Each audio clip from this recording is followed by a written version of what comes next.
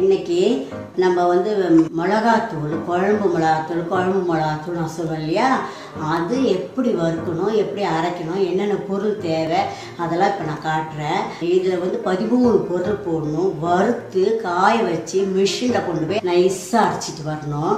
துவரம்பருப்பு 200 கிராம், அரிசி 200 கிராம், உளுந்த பருப்பு 200 கிராம், கடலைப்பருப்பு 200 கிராம், இது 200 கிராம், 100 கிராம் மஞ்சள், விரல் மஞ்சள் கேளுங்க, மூஞ்சிக்கு தேய்க்கிறது குண்டு மஞ்சள் போடாதீங்க, இது விரல் மஞ்சள் சொல்லுவாங்க, இதான் சமையலுக்கு போடுறது.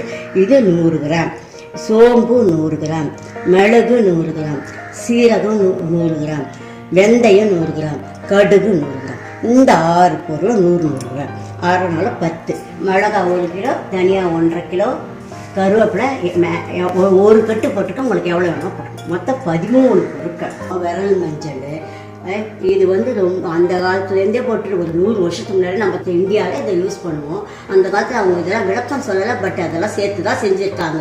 வயிற்றுக்கு நாத்தம், ஆன்டிசெப்டிக்காக நம்மளுக்கு பயன்படும். அதே போல் மிளகு பாருங்கள், அந்த காலத்தில் மிளகு தான் நம்ம நிறைய யூஸ் பண்ணோம், ரொம்ப நல்லது வயிற்றுக்கு, உடம்புக்கு, எல்லாத்துக்குமே.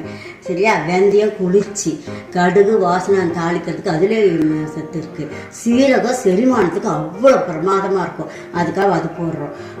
சோம்பு எல்லா விதத்துக்கும், அந்த வாய் துர்நாற்றம் நிறைய சொல்லுவாங்க, அதுக்கெல்லாம் அது கூட நான்வெஜ் சாப்பிட்டா அந்த சோம்பு வாயில் போடுவோம் பாருங்கள், அது மாதிரி அதை கூட இதிலே போட்டுருவோம். இப்போது பருப்பு புரோட்டீன், உங்களுக்கே தெரியும் பருப்பில் புரோட்டீன் இருக்குங்க, அது கடலைப்பருப்பு, உளுத்தம்பருப்பு, துவரம்பருப்பு. அதுக்கப்புறம் அரிசி கொஞ்சம் அந்த வந்து நல்லா திக்னஸ் கொடுக்கறதுக்கும் சுவையை கொடுக்கறதுக்காகவும் அரிசி. இது தனியா குளிர்ச்சியை கொடுக்கறதுக்கும் காரத்தை மட்டுப்படுத்துறதுக்கும் தனியா. இது மிளகா, குண்டு சிவப்பு மிளகா, வாசனையாக காரமாக ருசியாக இருக்கும், அதுக்காக நான் குண்டு சிவப்பு மிளகாய் யூஸ் பண்ணுறேன், நான் நீட்டு மிளகாய் யூஸ் பண்ணலை. கருவேப்பிலை நிறைய எவ்வளோ மேக்ஸிமம் போட முடியுமோ அவ்வளோ போடணும். நான் 1 கட்டுன்னு எழுதியிருக்கேன், பட் உங்களால் வீட்டில் தோட்டம் இருந்து போட்டிங்கன்னா எவ்வளோ வேணால் போனால் காய வச்சு வறுத்து தான் போடணும், அப்போ தான் முறுமுறுன்னு இருக்கும், இதோடு சேர்ந்து அரையும். இது நான் சொல்லவே தேவையில்லை, எல்லாருக்கும் தெரியும். கருவேப்பிலையில் அயன் இருக்குது, ரத்த விருத்தியாகவும், முடி நல்லா வளரும், நிறைய பெனிஃபிட்ஸ் இந்த கருவேப்பிலை இருக்குது. அதனால இந்த கருவேப்பிலை நிறைய போடணும். எல்லாத்தையும் தனித்தனியாக லேசாக ரொம்ப சவக்கணும்லாம் இல்லை, லேசாக நான் வறுத்து பாத்திரத்தை ஒன்றா கொட்டி மிஷினில் கொடுத்து அரைச்சிட்டு வாங்க. நைஸாக அரைக்கணும். அந்த வறுத்துட்டு வந்த பொருள் மிளகா தூளான பிறகு ஒரு பேப்பரில் போட்டியோ எதுலையாவது போட்டியோ பாத்திரத்தில் போட்டியோ ஆற வைங்க.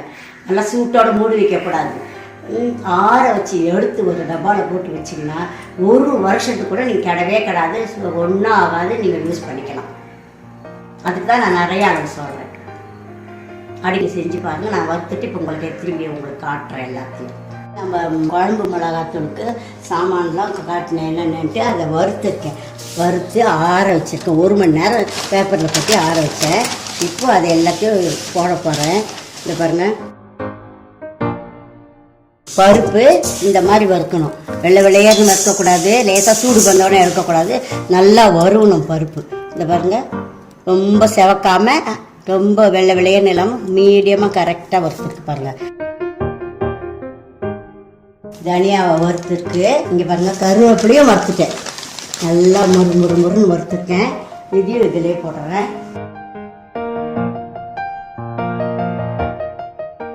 பாருங்க, மிளகா கடைசியாக வறுத்துக்கோங்க, நெடி நிற்க முடியாது. ஃபஸ்ட்டு வறுத்திங்கன்னா எல்லா சாமானும் வறுத்துட்டு கடைசியாக அந்த வானலோட அனல்லே இது வருந்துடும். அப்படியே கொட்டி 2 கிண்டிட்டு ஆஃப் பண்ணிவிடுங்க. அடுப்பை வைக்காதீங்க, ரொம்ப நேரம் அடுப்பில். லேசாக அந்த கடாய் சூட்டில் இது வருந்துடும். இங்கே பாருங்கள், எல்லாத்தையும் ஒன்றா போட்டாச்சு. இது மிஷினில் கொண்டு போய் நைஸாக அரைச்சிட்டு வர வேண்டியதுதான். மிஷினுக்கு போக முடியாதவங்க வீட்டில் இருக்கிறவங்களா இருந்தால் நல்லா நைஸாக, பயங்கர நைஸாக இருக்கணும். இல்லைன்னா கடையில் கொடுத்து மிஷினில் இருக்கிறது தான் நல்லாயிருக்கும். இது நல்ல வாசனை கமகம்னு எல்லோரும் கேட்பாங்க, எப்படி என்னென்ன போட்டிங்க, எப்படி வாசனை இருக்கும், வீடே கமகம்னு வாசனையாக இருக்கும். நீங்கள் ஒரு தடவை அரைச்சி பாருங்கள். இதை போட்டு சமையல் பண்ணிங்கன்னா நான்வெஜ்ஜு குழம்புலாம் மனமாக சூப்பராக இருக்கும், தனி டேஸ்ட்டே கொடுக்கும். இது மாதிரி செஞ்சு சாப்பிட்டு பார்த்து எப்படி இருக்குது சொல்லுங்கள். அரைச்சிட்டு வந்த பிறகு கண்டிப்பாக ஒரு 1/2 மணி நேரம் ஒரு பேப்பரை விரித்து அதில் பாத்திரத்தில் பேப்பரை விரித்து அதில் மிளகாத்தூளை காய வச்சுட்டு சூடாக வைக்காதீங்க. 6 பிற்பாடு டப்பாவில் போட்டு வச்சுக்கணும். இந்த வீடியோ பார்த்ததற்கு நன்றி. இந்த ரெசிபி உங்களுக்கு பிடிச்சிருந்தா லைக் பண்ணுங்க, ஷேர் பண்ணுங்க. என்னுடைய சேனலுக்கு சப்ஸ்கிரைப் பண்ணுங்கள். பெல் பட்டன் அழுத்துனீங்கன்னா புதுசாக அப்லோட் பண்ணுற வீடியோ உங்கள் நோட்டிஃபிகேஷனுக்கு வரும். உங்களுக்கு புது ரெசிபீஸோ இல்லை ஏதாவது கொஷின்ஸோ இருந்தால் கமெண்ட் செக்ஷன்ஸில் கொடுங்க. நன்றி.